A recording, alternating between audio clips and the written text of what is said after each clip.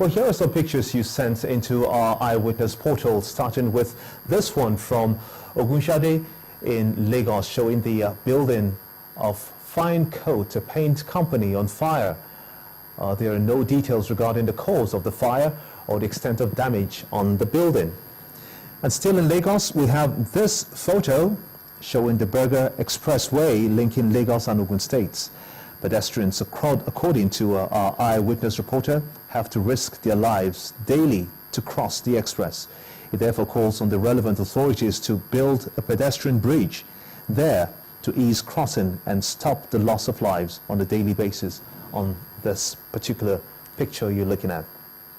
All right, still in Lagos, around Elegushi, we have this photo of a structure which started as a 3-story floor building, but now being converted to a 5-story.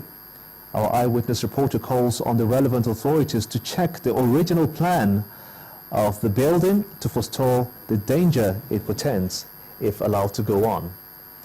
And to south region now, from Ifie near Warri in Delta State, we have this image said to be that of a boat used by illegal oil bunkers set ablaze by soldiers in order to stop oil theft. And finally, we have this photo from Kaduna said to be that of Federal Housing Pt.2 Road, said to have been abandoned since 2012. Residents therefore plead with the authorities to complete the road. We do sincerely appreciate your pictures, and please note that you can use this platform to tell us about happenings in your area. We're going to take you straight back to our lead story in the news at 10 today, where we told you that the Senate has confirmed Musli Obanikoro as a minister, brushing aside allegations by the PDP alleging that he played a key role in the purported election rigging in Ekiti State by the APC. My pardon. Our correspondent Linda Akiwe reports. To many Nigerians, Wednesday's legislative proceedings in the Senate was highly anticipated. It is a day for the screening of one of the most contentious ministerial nominees in recent time, Senator Musliu Obanikoro. His ministerial nomination has been fraught with controversy since it was presented to the federal lawmakers. Opposition lawmakers had vowed to block his confirmation because of his involvement in a leaked tape where he was implicated as a principal actor in an alleged rigging of the Ekiti governorship election in 2014. His screening had been postponed 3 times because opposition lawmakers were unwilling to shift ground despite negotiations behind closed doors to resolve the impasse. At the proceedings, it was obvious that it was going to be a battle of wits between the ruling party and the opposition over the confirmation of Senator Obanikoro. Just before the screening proper, a lawmaker moved a point of order with the aim of stopping the screening of the former senator. You did say, and I think I heard very clearly, that you will call a meeting of the executive session before we go into this session, and I think we are deviating from that. However, Senator Saraki was ruled out of order by the Senate President. And in my opinion, that is not a privilege, so if I didn't call for any executive session, I have not breached any order. Thank you. So I ruled it out of order. Another attempt was made. Reference shall not be made to any matter on which a judicial decision is pending. But no such luck. Nobody has served me. I'm not running away, and usually once there is a court process, I have to be served. And I'm here. I cannot be served on the pages of newspapers. The floodgates were thrown open and point of orders thrown left, right and center, all to prevent the Senate from screening Senator Obanikoro. But none could deter the Senate President from going ahead with the confirmation of the nominee. It was apparent that neither the PDP lawmakers nor the opposition lawmakers were prepared to yield ground, and tempers fled.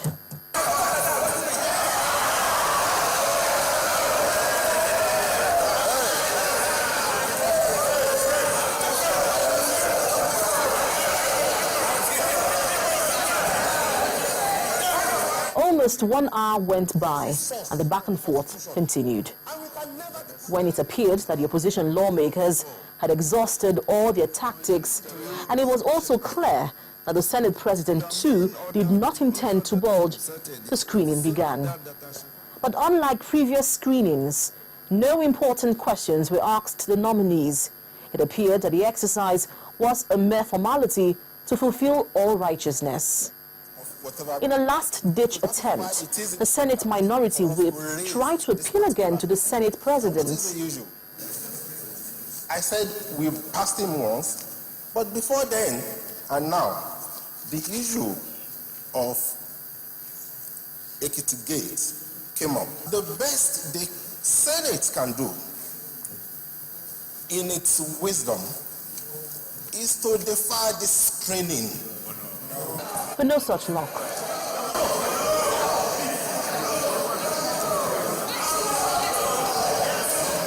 And when the question was put forward, the majority had their way.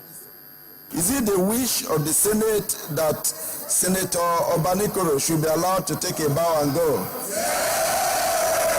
Those against say nay. The ayes have it.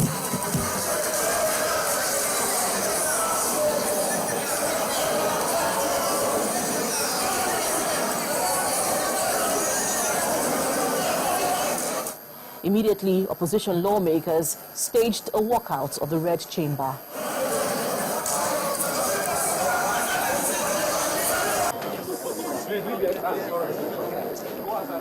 This is the first time in the 7th Senate where lawmakers have staged a walkout during plenary.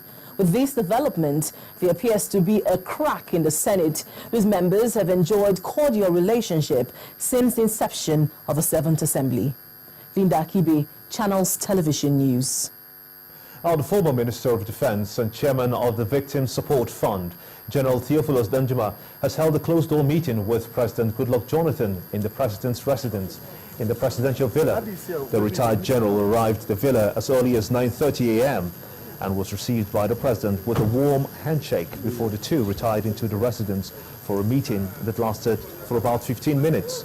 Responding to questions from newsmen, General Danjuma said that his reason for the visit is to see the President as he has just returned from a journey abroad. Good morning, sir. I came to greet the President and to find out how things are going. I've been abroad. I just came back. Yes, sir. The President is running for an election. Are you going to be supporting him fully, sir? What do you mean supporting him? Are you going to canvass for support for him in terms of vote, in terms of getting the areas to back Mr. President? I don't canvass. I'm not in any of the political parties. Okay. The President is Nigeria's President. The All Progressives Congress, the APC, today continued its campaign rally in Nassarawa State, the capital, Lafia. Now, at the town hall meeting of the party, the wife of the presidential candidate of the All Progressives Congress, Mrs. Aishatu Muhammadu Buhari, advised the party supporters not to sell their permanent voter cards and make sure they vote for the APC. It's another gathering of supporters of the All Progressive Congress, APC. These party loyalists have come out en masse to show their support for the party, and most importantly, the presidential candidate, General Muhammadu Buhari. The chief host of the occasion, Mrs. Salamatu Almakura, gives her welcome speech. On behalf of the peace-loving people of Nassarawa State and the entire APC family, I welcome you to Nassarawa State, the home of APC. And then, the wife of the APC presidential candidate, Mrs. Aishatu Buhari, mounted the podium asking supporters to protect their permanent voter cards. I'm advising our fellow women and youth not to sell their PVCs because the majority of voters are women. We just can't afford to lose this time. Don't sell your PVC. It's your power, your strength, your future, and the future of the next generations to come. Other women supporters had the opportunity to speak their mind. Our message is a simple message. because we are simple people and we speak the truth. If you are APC, you must have your PVC. We should go back to our various states, zones, and in Nigeria to teach our voters, our electorates, how to vote. When we say broom and thumb, we say Buhari. Broom and thumb, Buhari. Broom and thumb, Buhari. Buhari, broom and thumb. The high point of the event was the cutting of the cake to mark the APC Women Town Hall meeting. May it be the beginning of peace in Nigeria. One thing is clear in their speeches. They all canvass change, but Nigerians will have to wait till March the 28th to find out if the All Progressive Congress will get the presidential seat. Now, the Director of Media and Publicity of Goodluck Jonathan Campaign Organization, Mr. Femi Fani-Kayode, has lashed out at the All Progressives Congress, the APC, for threatening to take Mrs. Patience Jonathan to the International Court of Justice in The Hague over alleged hate campaigns in River State. Mr. Femi Fani-Kayode sees the threat as unserious and warns that the PDP will no longer tolerate disparaging remarks against the First Lady.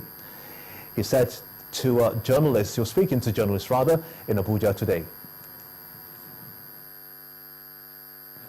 We read with amusement the threat by Buhari's campaign organization through their spokesperson, Mr. Garba Shehu, that it is their intention to drag the First Lady, Dame Patience Jonathan, before the International Criminal Court of Justice for allegedly indulging in what they described as hate speech at a recent rally in River State. Their threat to take the First Lady to the ICC is not only absurd, but it is also nothing but the empty and boastful ranting of a perfidious, desperate, decaying, and dying political party, and such threat will amount to nothing. The truth is that if anybody is a candidate for the ICC, it is certainly not Dame Patience Jonathan, but rather General Muhammadu Buhari himself. Another episode in which Buhari has questions to answer is his role in the mass murder of hundreds of people in northern parts of Nigeria, including a number of young youth corpers who were in their prime